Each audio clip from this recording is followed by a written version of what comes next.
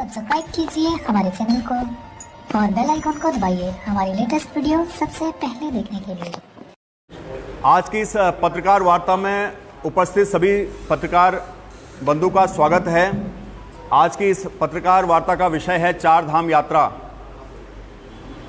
आज सरकार द्वारा स्कूल कॉलेज खोले जाने की बात की जा रही है। आज सरकार द्वारा पर्यटन स्थल खोल दिए गए हैं। मसूरी या नैनीताल की अगर आप बात करें तो पर्यटक वहां पर आ रहे हैं और अन्य धार्मिक स्थल भी उत्तराखंड के तीर्थ यात्रियों के लिए खोले गए हैं।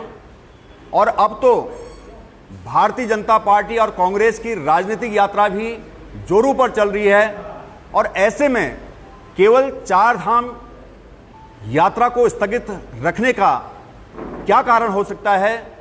आम आदमी पार्टी उत्तराखंड की भारतीय जनता पार्टी की सरकार से पूछना चाहती है कि आखिर जब सब आपने खोल दिया है तो चार धाम यात्रा नहीं खोलने के पीछे क्या कारण है?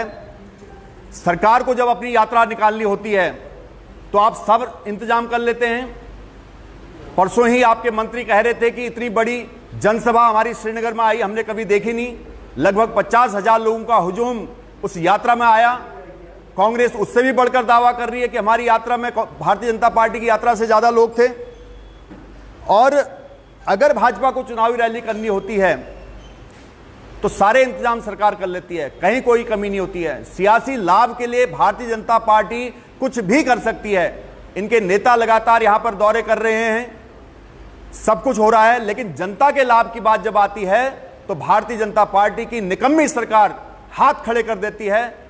और सरकार चाहती है कि जनता, जो हम राहत की बात कर रहे हैं, ऊंट के मुंह में जीरा, जिसका लाभ आज तक उत्तराखंड की जनता को नहीं मिला, सारी जनता उसी राहत पर निर्भर रहे और सरकार जैसे चलाए, जैसे चाहे वैसे उत्तराखंड की जनता को चलाए। ये भारतीय जनता पार्टी निकम्मी सरकार की सोच है, जिसकी समग्र आर्थिक नीति है कि लाभ का निजीकरण होना चाहिए और नुकसान का सरकारीकरण होना चाहिए। ये चार धाम यात्रा उत्तराखंड की आर्थिक अर्थव्यवस्था की रीढ़ है।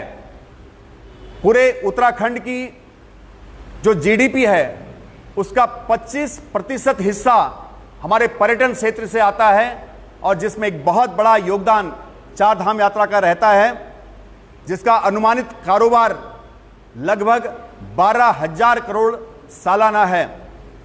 तो कोरोना के चलते ये पूरा कारोबार 12,000 करोड़ का कारोबार प्रभावित है। उत्तराखंड के लगभग 6 जिले जो सीधे तौर पर जिनकी आर्थिकी इस चार धाम यात्रा से चलती है, ऐसे में उन लोगों के लिए बड़ी मुसीबत खड़ी हो चुकी है। और पूरे प्रदेश से भी, उन जिलों के अलावा पूरे प्रदेश से, पूरे देश से लोग आते हैं। और जो यात्रा पूरे जो हिंदू धर्मावलंबी हैं उनके लिए बड़ी आस्था का प्रश्न है। उस यात्रा को हिंदू की सरप्रस्त कहने वाली अपने आप को भारतीय जनता पार्टी की सरकार द्वारा वो यात्रा नहीं चलाने पर बहुत सारे प्रश्न खड़े उठते हैं, जिसके जवाब आज भारतीय जनता पार्टी की सरकार के पास नहीं है। लगभग 10 लाख लोग उत्तराखंड के सीधे तौर पर जिनका व्यवसाय इस यात्रा से जुड़ा होता है, जिसमें होटल व्यवसायी हैं, ढाबा हैं, छोटे मोटे होम स्टे हैं, टैक्सी चालक, टूर ऑपरेटर, घोड़े खच्चर वाले, डंडी कंडी वाले और इनके अलावा जो छोटे छोटे व्यवसायी इस पूरे रूट पर होते हैं, उन सबका व्यापार, उन सबका व्यवसाय इस यात्रा के चलते लगातार 2 वर्षों से यात्रा नहीं होने की वजह से ऐसे लोगों की कमर टूट चुकी है। लेकिन सरकार दूसरी तरफ अपनी यात्राएं निकालने में मशगूल है। तो आप देख सकते हैं कि 2019 में लगभग 33 लाख लोग इस यात्रा पर आए थे और 2020 में यह संख्या कोरोना की वजह से घटकर 3.5 लाख रह गई थी। तो कितना बड़ा नुकसान इससे उत्तराखंड की अर्थव्यवस्था को हो रहा है, यह हमें जानने की आज जरूरत है।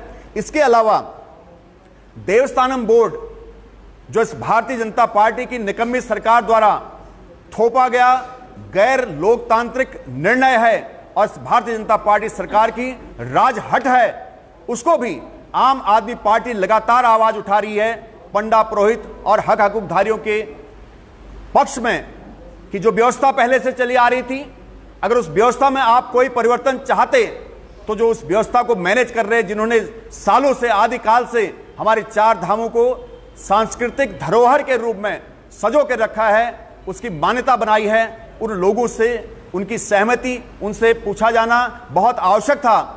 लेकिन भारतीय जनता पार्टी की अत्याचारी और अहंकारी सरकार ने यह मुनासिब नहीं समझा कि हमारे पंडा पुरोहित समाज, हमारे हक हकूकधारियों से यह पूछ लिया जाए कि यहां पर क्या व्यवस्था होनी चाहिए। यह ना पूछकर उन्होंने एक तरफा गैर लोकतांत्रिक प्रक्रिया से देवस्थानम बोर्ड थोप दिया, जिसके लिए लंबे टाइम से आंदोलन चल रहा है। आम आदमी पार्टी मांग करती है कि उत्तराखंड के हित में, उत्तराखंड के लोगों के हित में ये चार धाम यात्रा सुचारू रूप से शुरू की जाए। हमें पता है कि आपकी कोविड की तैयारी पूरी नहीं हुई है, सरकार कोविड की तैयारी को करने में असफल है, इसलिए सरकार इस यात्रा को नहीं करनी चाह रही है। लेकिन आप जल्दी से तत्काल इस यात्रा को सुचारू रूप से चालू करने की कोशिश ही नहीं बल्कि पूरा एफर्ट इसमें लगाएं ताकि यात्रा शुरू हो पाए।